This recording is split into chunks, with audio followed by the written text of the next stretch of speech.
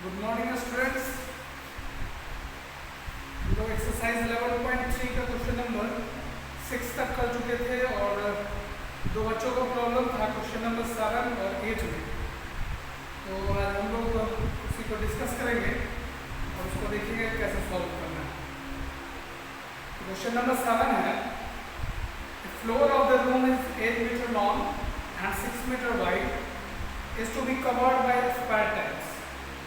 If each square tile is 0.8 meter, so find the number of tiles required to cover the floor and also find the cost of tiling at the rate of 12 per tile.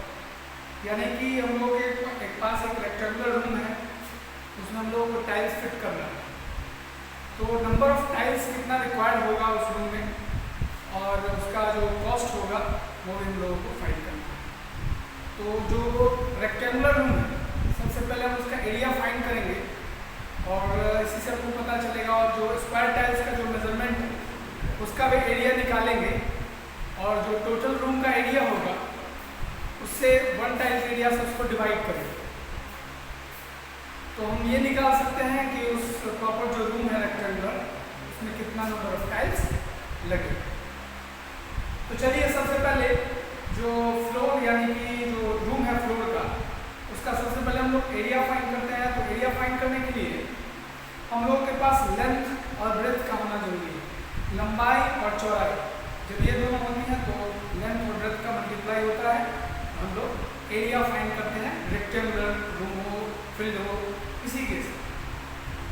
तो सबसे पहले हम लोग लिखेंगे जो length क्या है और ब्रेथ क्या है उसको पहले लिख लेते हैं, उसके बाद हम लोग आगे बढ़ेंगे। The floor of the room is 8 meter long and 6 meter wide।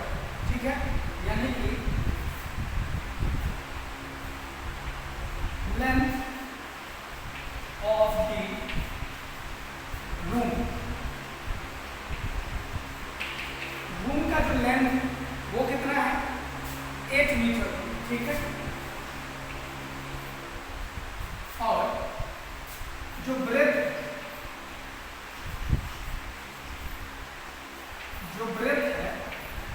वो कितना है 6 मीटर। ये रूम का लेंथ 8 मीटर और ये रूम का ब्रेथ 6 मीटर। तो हम क्या करेंगे, उस रूम का जो एरिया होगा, क्योंकि जो रूम है वो रेक्टेंगुलर है, तो सबसे पहले हम लोग एरिया फाइंड करते हैं। मान लीजिए आपके पास ये बोर्ड है, इस रीजन में अगर आपको कुछ डालना है, ठीक है, तो सबसे पहले आप लोग को इसका एरिया फाइंड करना है। उसके बाद जो कुछ भी आपको इसमें कुछ करना होगा तो लोग सबसे फाइंड करते हैं पहले एरिया ऑफ द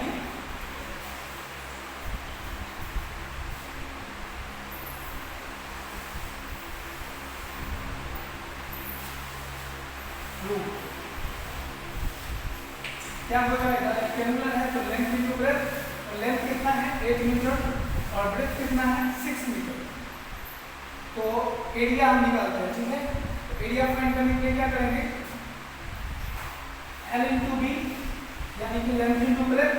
तो लेंथ कितना हम लोग यहाँ पे पुट करते हैं, लेंथ है 8 मीटर, ब्रेथ है 6 मीटर, और जब दोनों का आपस में मल्टीप्लाई होगा तो कितना होगा 8 6 48, और मीटर का मल्टीप्लाई जब मीटर से होगा तो क्या होगा मीटर स्क्वायर।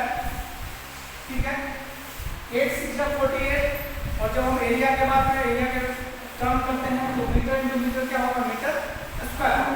तो 48 मीटर स्क्वायर इस रूम का एरिया हम लोगों को फाइंड हो चुका है, और हम लोगों को एक टाइल्स का मेजरमेंट दिया हुआ है, उसका भी हम लोग एरिया फाइंड करेंगे। तो लेंथ मेजरमेंट दिया हुआ है और 6 metre cover square tile, each square tile 0.8 metre. तो सीधा सीधा एरिया निकालते हैं कि एक साइड दिया हुआ है, साइड ऑफ स्क्वायर टाइल कितना है 0.8 मीटर। ठीक है, 0.8 मीटर स्क्वायर टाइल्स है, उसका आप लोगों को एक साइड पता है। तो आप लोग क्या करेंगे, इसका एरिया फाइंड करेंगे। ठीक है,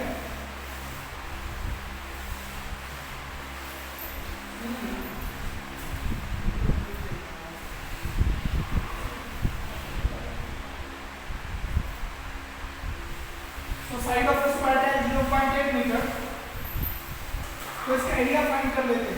एरिया क्या हो जाएगा स्क्वायर का, एरिया ऑफ स्क्वायर टाइल्स, ठीक है।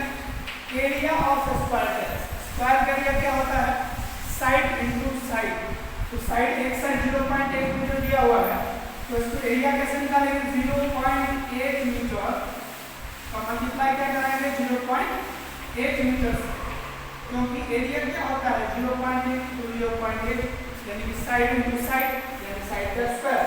तो जब हम इसका एरिया फाइंड करेंगे 8 8 या 64 और यहाँ पर डालेंगे डेसिमल 0.64 मीटर स्क्वायर, ठीक है। तो हम लोगों ने रूम का एरिया फाइंड कर लिया, हम लोगों ने स्क्वायर टाइल्स का एरिया फाइंड कर लिया, और क्वेश्चन में ये कहा गया है कि फाइंड कीजिए नंबर ऑफ टाइल्स कितने रिक्वायर्ड होंगे। तो नंबर ऑफ टाइल्स रिक्वायर्ड होगा जो एरिया होगा रूम का by area of one tile, ठीक है। इस प्रकार से हम नंबर ऑफ टाइल्स को फाइंड कर सकते हैं। तो चलिए फाइंड करते हैं, और यहाँ पर मैं आपको करके बताता हूँ। तो देखिएगा नंबर ऑफ टाइल्स रिक्वायर्ड, ठीक है। कितना टाइल्स का इक्वल टू क्या हो जाएगा, एरिया ऑफ द रूम और बाय में क्या हो जाएगा, एरिया ऑफ वन टाइल, यानी कि area of the room, area of the room हम लोगों ने क्या फाइंड किया है 48 मीटर स्क्वायर, यानी कि 48 मीटर स्क्वायर बाय, हम लोगों ने स्क्वायर का इसका एरिया क्या फाइंड किया था 0.64 मीटर स्क्वायर। चलिए स्क्वायर से स्क्वायर को फाइंड करें तो स्क्वायर से स्क्वायर कैंसिल हो जाएगा, इसलिए हम उसको लिख ही नहीं है, ठीक है। सिर्फ हम 0.64 लिख रहे हैं, 0.64। तो जो एरिया है उसको हम डिवाइड करेंगे 1 टाइम से। तो देखते हैं कैसे डिवाइड करेंगे। सबसे पहले इसका डेसिमल रिमूव करते हैं, तो इसके बदले ऊपर मल्टीप्लाई है क्या 1, और इसका क्या 2 डिजिट्स, तो जो 2 डिजिट्स है उसके बदले यहाँ पर क्लियर है। डेसिमल रिमूव किए, इसके बदले ऊपर 1 मल्टीप्लाई में, और ये 2 डिजिट है इसके ऊपर 2 डिजिट, तो नीचे क्या बच गया 64, नीचे क्या बचा 64 यानी कि 64। अब इसको हम कैंसिल आउट करेंगे, तो देखिएगा कैंसिल आउट कैसे करेंगे। कैंसिल आउट कीजिए, 8 से 7 में 8 6 जा 48, 8 8 जा 64, 2 3 जा 6, 2 4 जा 8, और 4 से 25 बार में 100, और जब आप 25 को 3 से मल्टीप्लाई कीजिएगा आएगा 75।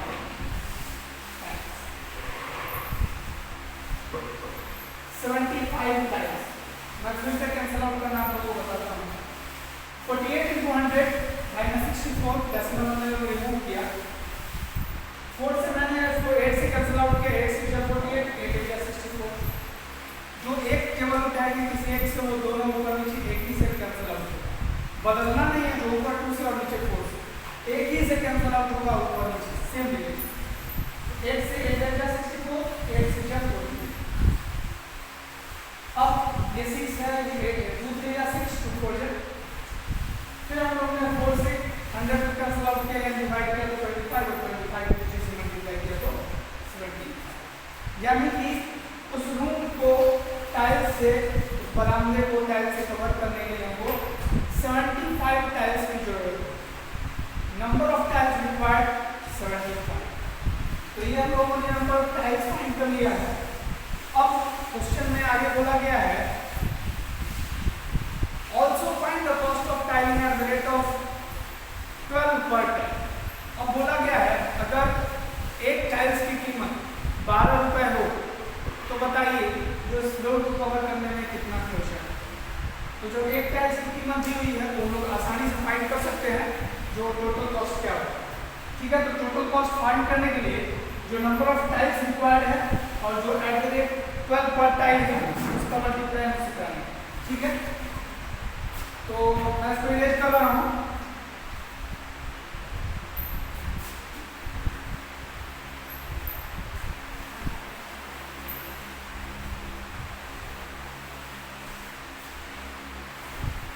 क्या हो जाएगा?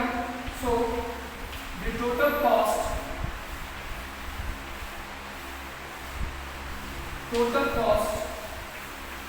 टू कवर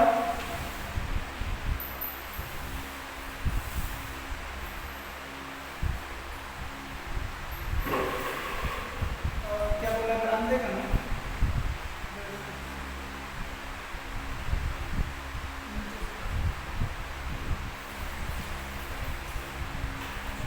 इसका मतलब फ्लो, ठीक है, फ्लो। तो टोटल कॉस्ट क्या हो जाएगा? एक टाइल्स का क्या है? 12 पर टाइल्स, ठीक है। तो जो टोटल कॉस्ट हो जाएगा वो क्या हो जाएगा? 75 का मल्टीप्लाई हम लोग किससे करेंगे? एक टाइल्स का 12 रुपये है तो उसको 12 से मल्टीप्लाई करेंगे। तो जो टोटल कॉस्ट आ जाएगा आप लोगों का, देखिएगा इसको मल्टीप्लाई हम लोग कैसे करेंगे। 12 का मल्टीप्लाई, ये 12 है, इसका मल्टीप्लाई पहले हम लोग 5 से करा रहे हैं, ठीक है। ये 2 डिजिट का मल्टीप्लाई है तो 12 का मल्टीप्लाई हम लोग 5 से करा रहे हैं। 12 5 का क्या होगा? 60 का क्या लिखेंगे? 0 और कैरी क्या आ जाएगा? 6। फिर इस 12 का मल्टीप्लाई 7 से करवाएंगे। 12 7 का क्या होता है? 84, और जब 84 में हम लोग 6 ऐड करेंगे तो क्या हो जाएगा? 9। यानी कि जो टोटल कॉस्ट हो गया हम लोगों का टाइल्स से कवर करने का वो हो गया 900 rupees. So the total cost to cover the floor at the rate of, इसमें आप ये ऐड कर सकते हैं at the rate of ₹12, ठीक है। तो 12 से एक बार फिर से मैं इसको रिपीट करता हूँ, आपको मल्टीप्लाई कैसे करना है। 12 5 60 का 0 कैंसिल आउट किया, 6 बचा 6, 12 7 84 और 6 90, यानी कि हम लोगों का जो टोटल कॉस्ट हो गया वो कितना हो गया? 900। तो आई होप आप लोगों को समझ में आया होगा, ठीक है। मैं चीज़ों को एक बार फिर से रिपीट कर देता हूँ, ठीक है।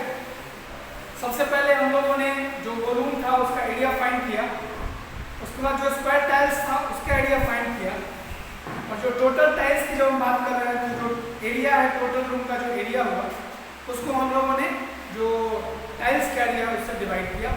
तो 75 टाइल्स है, तो नंबर ऑफ टाइल्स 75 था, और जो उसका कॉस्ट है एट द रेट ऑफ 12 पर टाइल, यानी एक टाइल की कीमत 12 रुपये, तो हम लोगों ने 75 टाइल्स की कीमत फाइंड किया जो कि है 900 रुपीज। तो आई होप आप लोगों को समझ में आया होगा, और ये किसी बच्चे का प्रॉब्लम था क्वेश्चन नंबर 7। और उसके बाद हम लोग नेक्स्ट क्वेश्चन पे चलेंगे जो कि क्वेश्चन नंबर 8 है, और ये भी किसी बच्चे ने पूछा था, तो हम लोग क्वेश्चन नंबर 8 को भी देखेंगे।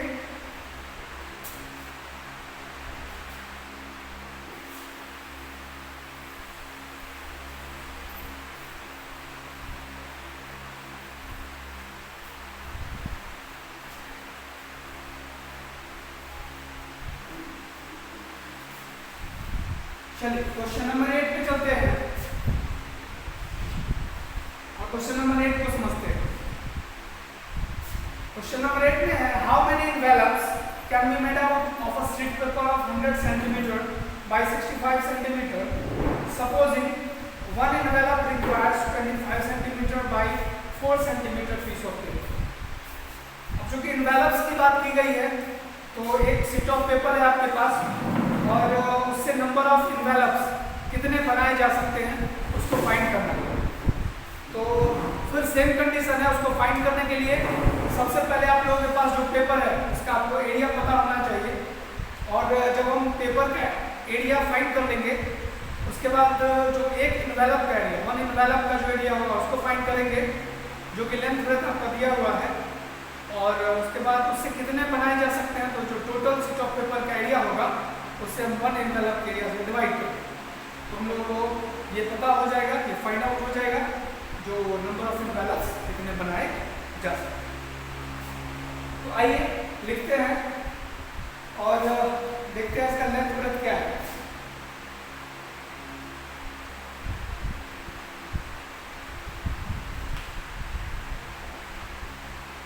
तो देखिए लेंथ ऑफ द पेपर का जो लेंथ है वो है 100 सेंटीमीटर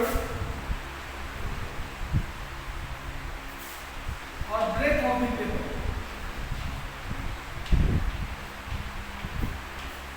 और जो ब्रेथ है पेपर का वो आप लोगों को दिया हुआ है 65 सेंटीमीटर। पेपर का लेंथ और ब्रेथ आप लोगों को मालूम है, तो इसका एरिया पहले सबसे पहले हम लोग फाइंड कर लेते हैं। ठीक है, एरिया क्या हो जाएगा, एरिया ऑफ द पेपर। ठीक है, एरिया ऑफ द पेपर क्या हो जाएगा, लेंथ का मल्टीप्लाई हम लोग ब्रेथ से करेंगे, यानी 100 सेंटीमीटर इनटू 65 सेंटीमीटर। ठीक है, 100 सेंटीमीटर मल्टीप्लाई 65 सेंटीमीटर। आप लोग चाहेंगे तो उसको आप लोग सॉर्ट आउट करके या सॉल्व करके आप लोग यहाँ पे लिख सकते हैं, तो 6500 सेंटीमीटर होगा। और हम लोग ऐसा नहीं करेंगे क्योंकि जब लास्ट स्टेप आएगा तो उसमें हम उसको सॉर्ट आउट करेंगे और कैंसल आउट करने में आप लोगों को आसानी होगी। ठीक है, तो आप इसको सिर्फ यहीं पर 100 सेंटीमीटर मल्टीप्लाई 65 सेंटीमीटर ऐसे ही रखेंगे। तो हम लोगों ने ये पेपर का एरिया देखा और हम लोग एनवेलप का लेंथ ब्रेथ देखते हैं।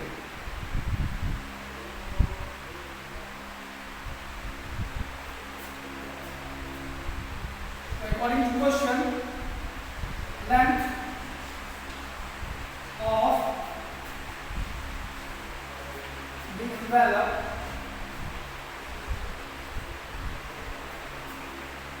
तो लेंथ ऑफ द एनवेलप कितना है, 25 सेंटीमीटर और जो ब्रेथ है एनवेलप का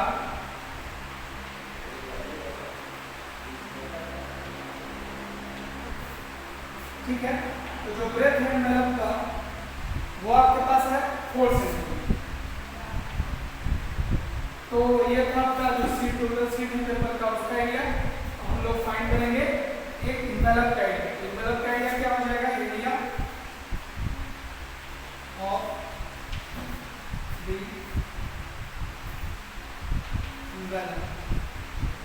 एनवेलप सेम एज लेंथ का मल्टीप्लाई आप लोग ब्रेथ से करेंगे।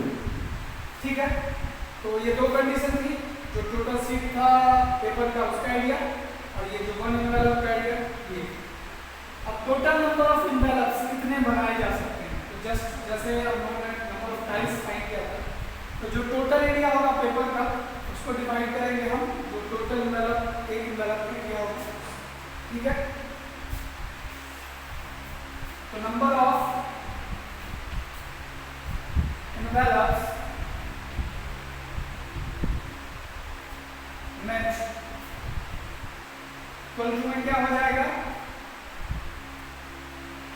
टोटल एरिया ऑफ पेपर और बाई में क्या हो जाएगा, एरिया ऑफ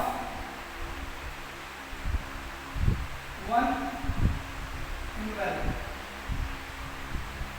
ठीक है, तो टोटल एरिया ऑफ पेपर क्या था 100 सेंटीमीटर और मल्टीप्लाई में क्या 65 सेंटीमीटर और एरिया ऑफ वन एनवेलप क्या था 25 सेंटीमीटर इनटू 4 सेंटीमीटर।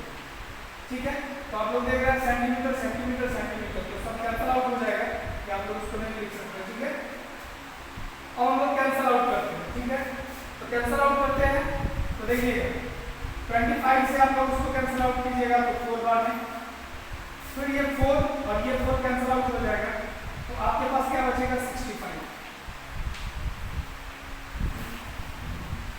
तो जो टोटल नंबर ऑफ एनवेलप्स बनाए जा सकते हैं इस शीट ऑफ पेपर में वो 65, यानी कि 65 एनवेलप्स आप लोग इस जो पेपर का ये जो एरिया है उसका लोग बना सकते हैं। एक बार फिर से इसको देख लेते हैं, लेंथ ऑफ द पेपर 100 और ब्रेथ था 65, तो हम लोगों ने इसका एरिया यहाँ पर फाइंड कर लिया। जैसा कि मैंने बताया आप लोग यहाँ पर फाइंड कर सकते हैं, यहाँ पर फाइंड कीजिएगा तो 6500 हो जाएगा और इसको फाइंड कीजिएगा 25 हो जाए 100 तो 20 से 20 कैंसिल आउट करके 65 भी बच सकता है। आप वैसे भी फाइंड कर सकते हैं, आप ऐसे भी फाइंड कर सकते हैं, ठीक है। आपको जैसे बने वैसे आप उसको बना सकते हैं। तो उसके बाद हम लोगों ने लेंथ ऑफ एनवेलप देखा और ब्रेथ दोनों का आइडिया निकाला। तो ये और नंबर ऑफ एनवेलप्स में इसे कितना बन सकता है, तो जो टोटल नंबर ऑफ जो टोटल एरिया है वो शीट ऑफ पेपर का हो और by area of one envelope, तो हम लोगों ने कैंसिल आउट किया 25 से 4 100, 4 से 4 कैंसिल आउट किया तो बच गया 6 और सेंटीमीटर से सेंटीमीटर, यानी कि 65 एनवेलप्स बनाए जा सकते हैं, ठीक है। तो इस तरह से हम लोगों का जो प्रॉब्लम था वो सॉर्ट आउट होता है। और आप लोग क्वेश्चन नंबर 9, 10, 11 ट्राई कीजिएगा।